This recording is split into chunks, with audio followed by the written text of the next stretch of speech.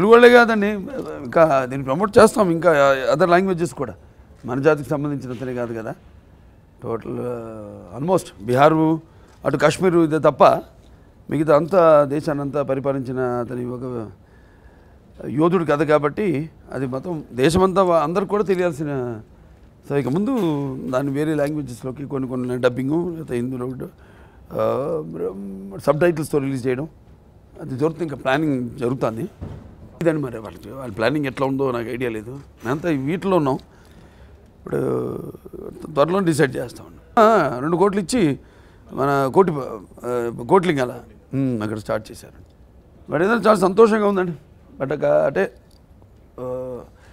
పిక్చర్ని ఇంత అఖండ విజయం చేసినందుకు, బ్రహ్మరథం పడుతున్నందుకు అందరికీ నా కృతజ్ఞతలు తెలియజేసుకుంటున్నాను. ముఖ్యంగా ఒక మనం తెలుసుకోవాల్సిన చరిత్ర ఎన్నో ఉంటాయి, కానీ ఈ మనవాడు ప్లస్ మనం జనరల్గా కృష్ణదేవరాయలు అయితేనేమి, చంద్రగుప్తుడు, ఇవన్నీ మన గుప్తులకు తర్వాత కదా వీళ్ళు వచ్చింది. గుప్తుల కింద సామంతులు వీళ్ళు, గుప్తా డైనాసిటీ. దాని తర్వాత సో తెలుసుకోవాల్సిన చరిత్ర భావితరాలకి. అంటే జనరల్గా మనకి ఇంట్రెస్ట్ ఎలా కలుగుతుందంటే ఒక పాత్ర చేసేటప్పుడు తెలిసిన కథ చేసే కంటే కూడా నాకు గుర్తొస్తుంది నాన్నగారిది అశోక చక్రవర్తి. నేను చేద్దాం అనుకున్న అశోక చక్రవర్తి. అప్పుడు నాన్నగారిని అడగడం జరిగింది. వెరీ గుడ్, చేద్దాం, చేసుకోరా బ్రహ్మాండం ఉన్నారు. స్క్రిప్ట్ తయారు చేశారు ఆయన. అటువంటి రామారావు అంత ఆథెంటిటీ ఉంది, అంత అటువంటి పాత్రలకి మరి ఆయన తప్ప అనితర సాధ్యమైన పాత్రలన్నీ చేసిన ఆయన. దాని తర్వాత ఆయన పిలిచారు ఒకసారి. ఏంటి నాన్నగారు, నన్ను బుద్ధుడు ఒక్కటైతే కొంచెం ఎట్లా ఉంటుందో జనరంజకంగా కూడా ఉండాలి కదా సినిమాని. చూడండి అక్కడ జనరంగంగా ఉన్నది కూడా ఈ సినిమాలో మనకి తెలుస్తుంది. ఒక సినిమాని మనం ఎలా మోల్డ్ చేస్తాం అన్నది. సో సరే ఏం చేద్దాం అన్నాను. అప్పుడు బుద్ధం అశోకం చేద్దాం ఉన్నారు. బుద్ధుడుగా నేను చేస్తాను, అశోకుడుగా నువ్వు చేయమన్నారు. సరే అలాగే చేద్దామండి, బాగానే ఉంది ఐడియా. మళ్ళీ పిలిచారు ఒకసారి. అది తాటంత ఉంది చరిత్ర, ఇది ఉంది. రెండింటికి దేనికి న్యాయం చేయలేమేమో. అశోకుడు ఎవరు చేయలేదు అంతవరకు. మన తెలుగు అక్కడ వచ్చింది, మన నార్త్లో తీశారు, సౌత్లో ఎవరు చేయలేదు. అది చేస్తే బాగుంటుందేమో, ఫుల్ అంత పిక్చర్ అన్నారు. అంటే ఓకే బాగానే ఉంటుంది అనుకున్నాం. చెప్తున్నాను అంటే ఎన్ని పరిపరిమితాలు ఒక సినిమా చేయడానికి జనం కూడా రావాలి కదా. జనం రావాలంటే ఒకటి నేను చేస్తున్నాను నా పూర్వజన సుకృతం. అది నాన్నగారు పాత్రలన్నిటికీ పెట్టిన పేరు ఆయన, కొట్టిన పిండి ఆయన. అటువంటి ఆయన కొడుకుగా ఒక తెలుగు బిడ్డగా, తెలుగు జాతి బిడ్డగా, అలాగే విశ్వవ్యాప్తంగా తన వెన్నుముఖం మీద తెలుగు జెండాని మోసిన నందమూరి తారక రామారావు గారి వారసుడిగా. సో ఒక తెలియని పాత్రను ఎప్పుడే ఆయన కూడా తెలిసిన పాత్రలు కూడా భలే రకరకాలుగా ఆయన. ఇప్పుడు దానవీర సూరకర్ణ ఉంది, దుర్యోధనుడు, ఒక డిఫరెంట్ మైథలాజికల్ అయినా డిఫరెంట్గా ఆయన దాన్ని క్యారెక్టరైజేషన్ చేయడం జరిగింది. ఆయన ఊహలో ఎలా ఉంటే బాగుంటుంది పాత్ర అని, ప్రజల కోసం కాదు, ముందు ఆయన కన్విక్షన్. లేకపోతే చూసేవారు కాదు జనం, ఆయన కోసం అనుకుంటే కూడా ప్రజల కోసం అంటే ఎస్ ఆయనకి నమ్మకం తప్పకుండా. అండ్ లాజిక్స్ ఆయనకి పెద్దానికో లాజిక్ ఉండేది.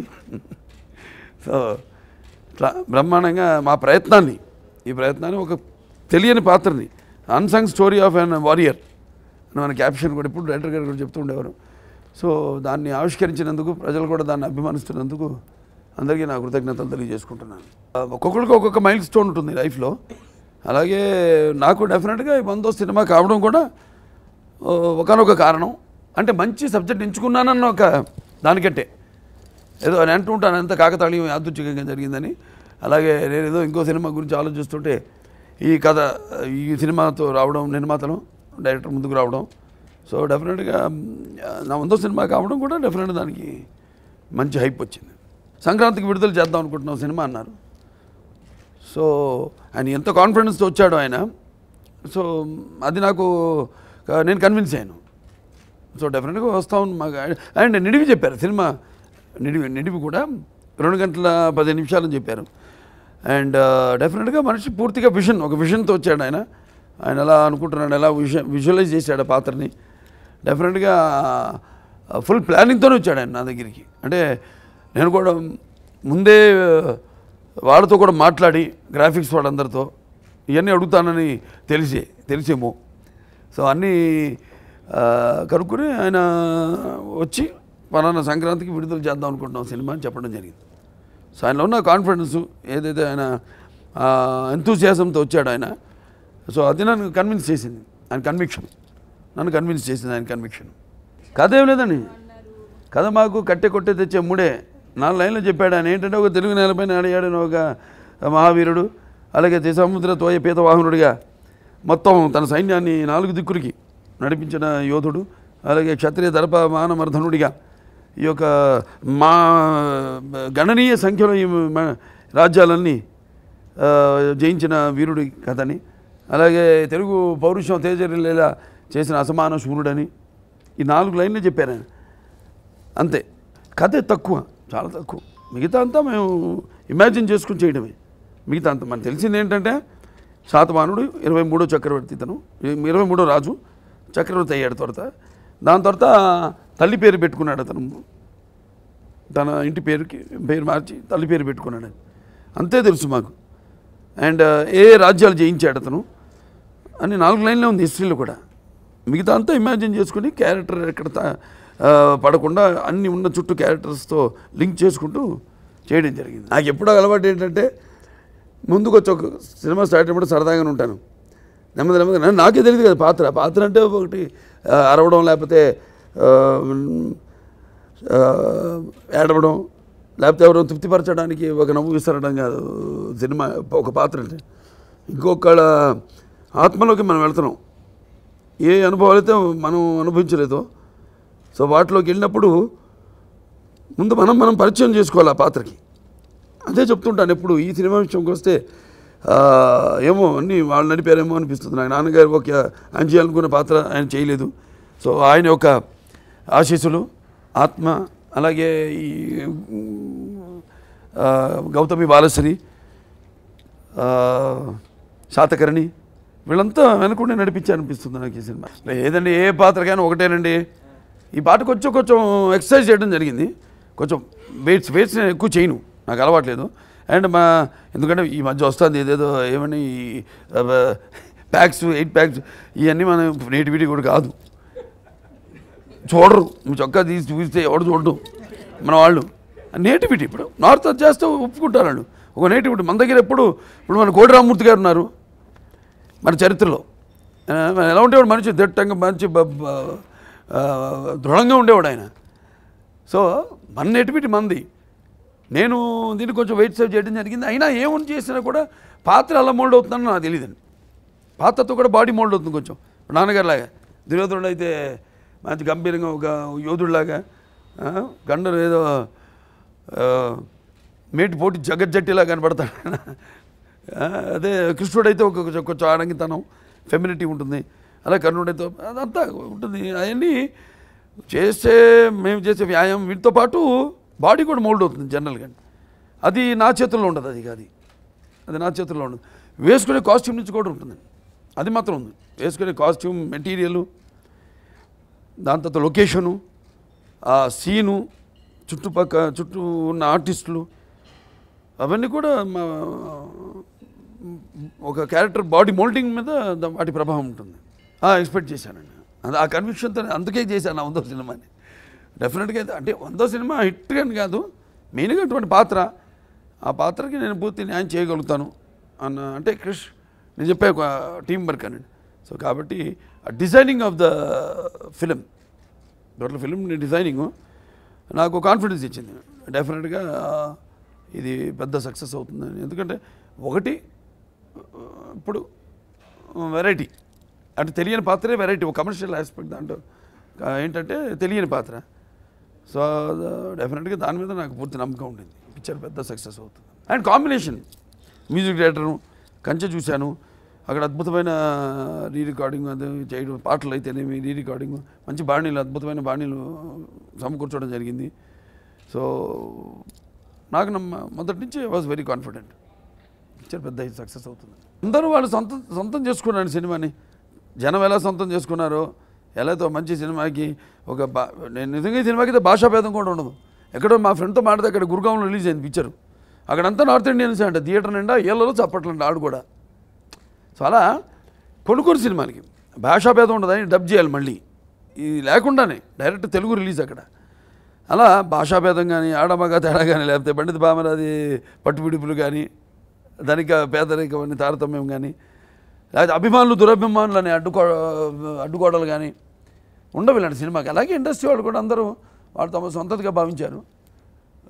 సక్సెస్ని వాళ్ళు కూడా వాళ్ళ సక్సెస్ అదే నేను అంటాను. ఇది కేవలం ఒక తెలుగు జాతో లేకపోతే మన భరత జాతి సక్సెసే కాదు, ఇది ఇండస్ట్రీ సక్సెస్ కూడా.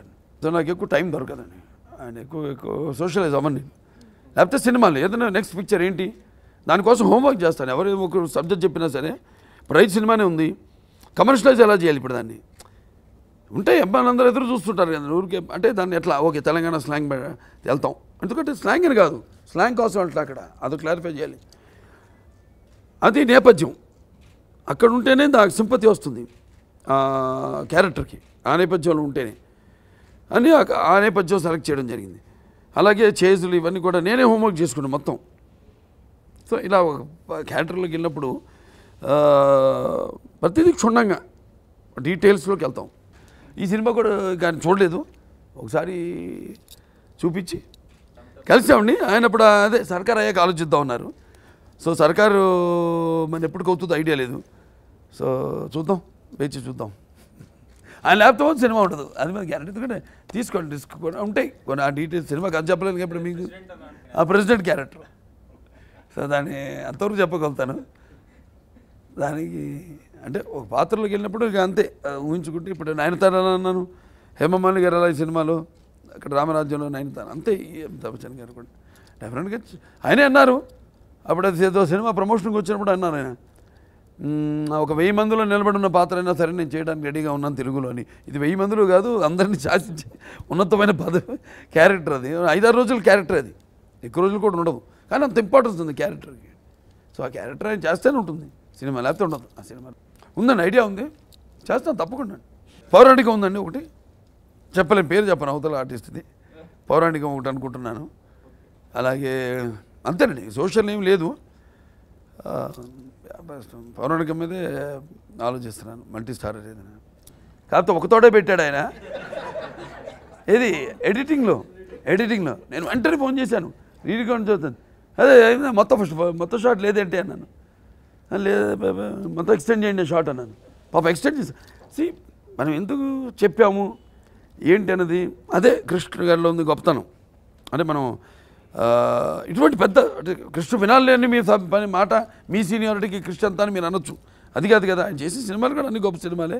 అలా కాకుండా తపన, అంతేకాకుండా నా ఇన్వాల్వ్మెంట్ తెలుసు ఆయనకి. ఎన్నో షార్ట్స్ కూడా చెప్పడం జరిగింది, మేమంతా తీసుకోవడం జరిగింది షార్ట్స్ మేమిద్దరు కలిసి. ఏమంటే ఈ షార్ట్ ఇక్కడి నుంచి జూమ్ చేయండి, ఆ ట్రాలీలో అంటానే మీలో ఇంకొకటి మిగిలాడు అని అంటున్నప్పుడు కెమెరా వస్తే కళ్ళు అన్నీ దించుకుంది. బహుశా ఆయన కూడా అదే ఉందేమో మైండ్లో. మేము ఉందా నేను అడగల, వెంటనే బ్రహ్మాండం తీశారు ఆయన. మళ్ళీ పోరాటాల్లో కొన్ని కత్తి టీజర్లో పెట్టే ఒక కత్తి నుంచి అది నెత్తటి చుక్కలు రావడం అవన్నీ. సో ఇలా బాగా కెమిస్ట్రీ మా ఇద్దరికి కుదిరింది. ఆయన ఆవేశం నా ఆవేశం, ఆయన విషను నా విషను అన్నీ బాగా కలిసిందండి. ఎందుకంటే ఒక్కొక్కసారి మేము అనుకునేవాళ్ళం షార్ట్ ఇక్కడ బాగుంటుందని నేను అనేవాడిని, అదే అనుకున్నాను. ఇటు తిరిగేలోపు కెమెరా పెట్టేసి రెడీ అక్కడే ఉండేవాడు కరెక్ట్గా కెమెరా కూడా. అలా బ్రహ్మాండమైన ఒక కెమిస్ట్రీ ముగ్గురు మధ్య, మా ఇద్దరి మధ్య కాదు, కెమెరామెన్తో కూడి బ్రహ్మాండమైన కెమిస్ట్రీ కుదిరింది మాకు. చెప్పే కదండి, ఏదైనా ఒకవేళ కొనుక్కొని నేను ఎవరు చేయలేరు నా ఊహకి, నా స్థాయికి, అంటే నా ఊహల స్థాయికి ఎవరు చేరుకోలేకపోతున్నారు అనిపిస్తే తప్పకుండా చేస్తాను. అవన్నీ ఇంకేమనుకోలేదు. డైరెక్టర్ నుంచి కూడా నేను ఏదైనా వేడి కొట్టిస్తానని నాకు అలవాట్లేదు. ముందే కూర్చొని ప్లానింగ్లు అబ్బో అవన్నీ చేయడాలు నాకు అసలు అలవాట్లేదు. రేపు తదాసు దేవతలు, రేపు మన తదియ ముహూర్తం ఉంటాం, మంచి మూడ్లో ఉంటే తీసుకెళ్ళి కెమెరా ముందు నిలబెట్టి షాట్ తీయడమే, అలాగే వేడికి వడ్డించడమే. దానికోసం ప్రిపరేషన్ ఏం చేయండి. అందుకే సినిమాలు వస్తాయంటే యాక్చువల్లీ ఒక 2 టాప్ హీరోలు సినిమాలు వస్తారంటే కాంపిటీషన్ ఉంటుందండి డెఫినెట్గా. ఏదైనా అంటారు కదా స్పర్ధ వర్ధతే విద్య అని ఏ రంగంలోనూ ఫలితాలు ఆశాజనకంగా లేకపోతే అంత రంజు ఉంటుందంట, మజా ఉండదు. సో ఏ 2 అసలు డిఫరెంట్ జానర్స్, నేపథ్యాలు, సోషల్, ఇది చారిత్రాత్మకమైన సినిమా. సో అవి ఉంటుంది, అది క్వైట్ న్యాచురల్. ఇప్పుడు జనరల్గా మేము పర్సనల్గా వస్తే వీఆర్ వెరీ క్లోజ్, కలిసినప్పుడల్లా క్లోజ్గా ఉంటాం, చాలా క్లోజ్గా ఉంటాం. ఇండస్ట్రీలో క్లోజ్గా ఉండేది ఆయనతోనే, నేను ఎవరితో అంత క్లోజ్గా ఉండను. కలిసినప్పుడు అదే ఎప్పుడో కలుస్తాం. నేను చెప్పాక నేను ఎవరు కలవను, ఏదో ఫంక్షన్లోనో అలా తప్పితే అంత టైము ఉండట్లా. ఇదివరకు ఉండిందేమో, ఇవాళ ఉండింది ఇదివరకు ఏదో కలుసు. ఎప్పుడు ఎమ్మెల్యే కాకముందో లేకపోతే ఈ మన Basava Taraka Indo American cancer hospital chairman కాకముందు. ఇప్పుడు అసలు టైం లేదు, అసలు ఎవరిని కలవట్లా నేను. సో అది జనరల్గా ఉండడం కూడా బాగా మంచిది, బాగుంటుంది. కాంపిటీషన్ ఉంటేనే అప్పుడప్పుడు ఇంకా కొంచెం సిన్సియర్గా ఇంకా ఒక ఇది ఒళ్ళు దగ్గర పెట్టుకుని చేస్తాం. వయసును బట్టి ఓకే, ఫస్ట్ మేబీ దాంట్లోకి పంపి ముందు ఆ జోనర్లోకి పంపి అక్కడి నుంచి చూద్దాం. ఇంకా ముందు ముందు ఒక సినిమా అయితే కదా ఇంకా తెలుస్తుంది, ఆవిష్కరింపబడేది కూడా. అతను కూడా కొన్ని రోజులు చేశాడు అంతే. దాని తర్వాత మళ్ళీ చదువు ఉంది కదా, ఇంకా స్టిల్ ఈజ్ డూయింగ్ ఆన్లైన్. ఇప్పుడు ఇక్కడికి వచ్చాడు, స్టేజ్లో చదువుతున్నాడు. ఇప్పుడు ఇక్కడికి వచ్చేసి మళ్ళీ సినిమా కూడా దగ్గర పడుతుంది కదా, ఈ సంవత్సరం ఆఖరిలో అనుకున్నా కాబట్టి దానికి తగ్గ తర్ఫీదు. అలాగే ఆన్లైన్లో చేసుకుంటాడు BBA, బ్యాచులర్ బిజినెస్ అడ్మినిస్ట్రేషన్. అందరూ చూస్తున్నారు, ఇంకా చూడమని చెప్ప అందరూ ఒకసారి కాదు, ఇప్పటికి 10 సార్లు చూసి చూడండి. ఒకటి సంతోషం ఏంటంటే సినిమాకి అందరూ అంటే ఇదివరకు కూడా 30-40 సంవత్సరాల నుంచి సినిమాలు చూడటం మానేసిన వాళ్ళంతా కూడా వస్తున్నారు బయటికి. కుటుంబాన్ని ఏకం చేస్తానని చెప్పొచ్చు, తరాల్ని వాళ్ళు వస్తున్నారు బయటికి. అలాగే వాళ్ళని నడవలేని వాళ్ళని పాపం వయసు అయిపోయి వాళ్ళు కూడా వాళ్ళ కొడుకులో మనవాళ్ళు వాళ్ళంతా కూడా పట్టుకుని వాళ్ళని సాయం చేసి ఊతరించి వాళ్ళని తీసుకెళ్తున్నారు సినిమా కంటే. సో చాలా ఒక అనిర్వచనీయమైన ఆనందం, అనుభూతి. పాత్రను బట్టి ఉంటుందండి, క్యారెక్టర్ని బట్టి ఉంటుంది. ఎవరినన్నా ఇప్పుడు ద్రౌపదిని చెప్పే కదా, అలాగే ఇంకెవరన్నా పెట్టి తీసుకోవచ్చు. కాకపోతే ఈ నిన్న మొన్నది ఇంటర్వ్యూ మామూలుగా ఫైట్ మాస్టర్ అనేది అడిగింది తను, నా చేత ఫైట్లు చేయించలేదని. ఊరికే ఉంటుంది ఆర్టిస్ట్ పట్టుకుందాగానే ఏదో ఒక సినిమాలో అన్నాను అంతే తప్పితే అట్లేమి ఉండదండి. క్యారెక్టర్ని బట్టి వెళ్తాం మేము. అండ్ బికాజ్ కాస్టింగ్లో చాలా జాగ్రత్తలు తీసుకుంటాం. ఈ సినిమాలు చూస్తుంటారు, ఇదివరకు లేని కాంబినేషన్స్ అన్నీ ఉన్నాయి దీంట్లో. అంటే ఆ కొత్తదనం కావాలి మాకు ఆ పాత్రలో. ఎక్సెప్ట్ భరణి గారు అండ్ శుభలేఖ సుధాకర్. చాలామంది శుభలేఖ సుధాకర్ గారు చాలా దూరం అయిపోయి ఇండస్ట్రీకి అడిగారు, ఎవరన్నా నా పక్కన కూర్చున్నాడు అడిగారు నన్ను. శుభలేఖ సుధాకర్ గారు నాన్నగారేమో చంద్రగుప్తుడు క్యారెక్టర్ చేశారు, అదేమో ఉత్తరం దక్షిణాన్ని కొట్టుకుంటూ వచ్చాడు రాజు ఆయన. ఇక్కడేమో శాతకర్ణి, ఇది దక్షిణం నుంచి ఉత్తరకి. సో ఇద్దరు తండ్రి కొడుకులు కలిసి మొత్తం భారతదేశాన్ని. స్క్రిప్ట్ వర్క్ కాదు కానీ ఏమన్నా బ్రహ్మాండంగా వచ్చింది ఊళ్ళో అనుకుంది. అంటే దాని మీద ఏమి ఫుల్ స్క్రిప్ట్ చేయడం అదేం జరగలేదు. అదంతా 2 నిమిషాల పని అయిపోతుంది. ముందు మనకు కాన్సెప్ట్ అద్భుతంగా ఉంది. అది సో డెఫినెట్గా చేస్తాను సినిమా. వీలైతే నేను మోక్షు ఇద్దరు కలిసి చేయగలిగింది అదొక్కటే సినిమా అనుకున్నాను నేను. అదో చెయ్యం కూడా ఇంకా దారిలో అతను వెళ్తాడు. అంటే అలా కుదిరిన సబ్జెక్ట్, మా అబ్బాయిని పెట్టాలని కాదు ఆ సినిమాలో, ఉందిలేని సబ్జెక్ట్ అది.